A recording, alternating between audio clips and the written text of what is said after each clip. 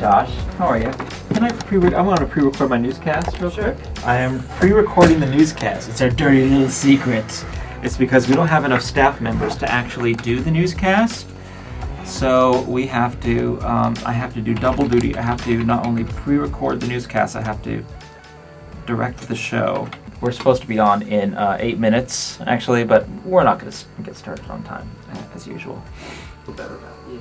I guess it's going to be really bad. And make sure that We have a guest waiting in the lobby. He's been waiting since 11:45. He doesn't want anything. He's inconsolable. the latest news is always online at npr.org. I'm worried. It's my worried face, says Gura. Three of my guests are on pretty tight timetables, and so I'm a little worried that we might not get to them, or they might have to go a little early.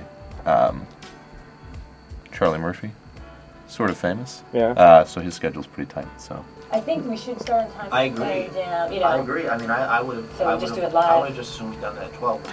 We're starting late. Guests are falling out because we're starting late. Are you're anxious now? Yeah, super.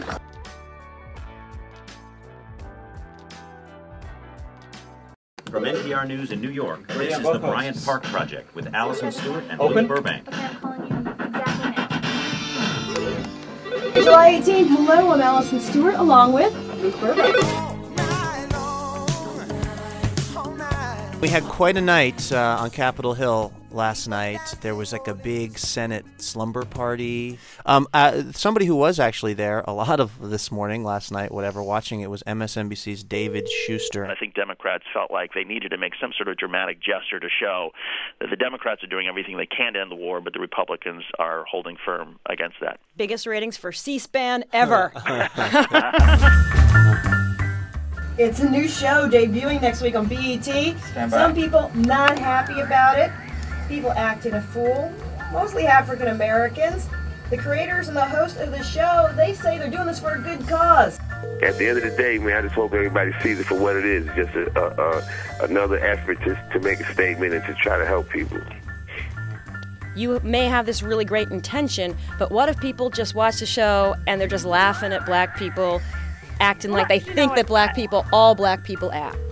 I think there's a danger here that any creator, any producer, any network that is starting to think outside the box in terms of racial issues, whenever you have a different perspective and a different approach, everyone gets so nervous.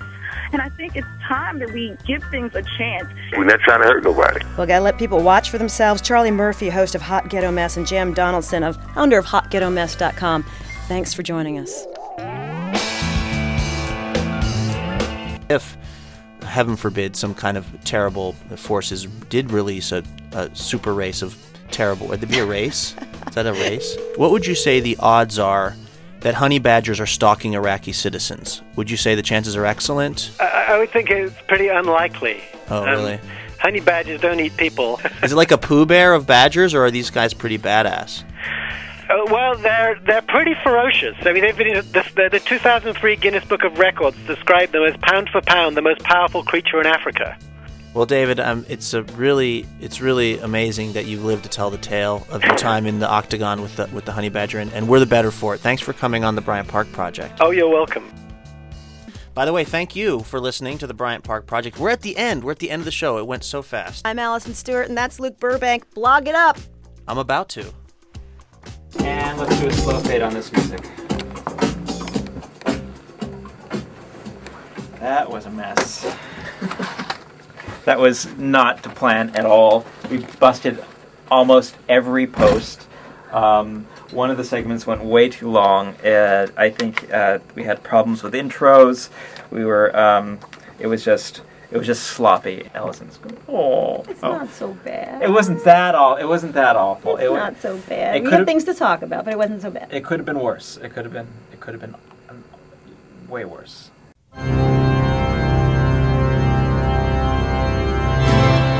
I just made a list of things, that were things that we should probably try to do a little differently. Like, we got to get like a consistent plan for the music, because right now, as far as like bump music. Yeah, just when we hear it and when we don't. Because right now we'll do this thing where like we'll come back from one break and we won't have any music, and we'll come back from a different break and we'll have music. See, like there's music between Congress Follow and Vic, but there's not music between Hot Ghetto Mess and Murdoch Simpson. Right, because there is a transition there. Yeah. Or sometimes we'll say something, and then there'll be like music in between segments, and then sometimes there won't be. We just got to get that more consistent. And then I got to stop drinking on the job. It wasn't awful by any means. I mean, Hot Ghetto Mess, it was a lively conversation. The Big Badgers was very good. I thought it was good. I thought it was a little long. Yeah. I thought we should have wrapped it about 45 seconds earlier, and they would have been like, that's hilarious. Now I was like, okay, get into it. You should try to Like- get people that are can-dos. And they'll just be the people that we'll start to rely on, and this is part of the process. There have been a number of moments where it's been like, we're looking at each other like, are we talking to that person? Are we not? Are we going to the news? Are we not? Like, it's just try to keep as much communication as we can would be good. Because I think we're still grappling with the issue of, like, how do we make an impression? Yeah, it's totally not what I wanted to happen. Yeah. But, you know, I don't think any show is going to be what I wanted to happen. So, good lessons. There are lessons learned in this show, and this is what we're trying to do.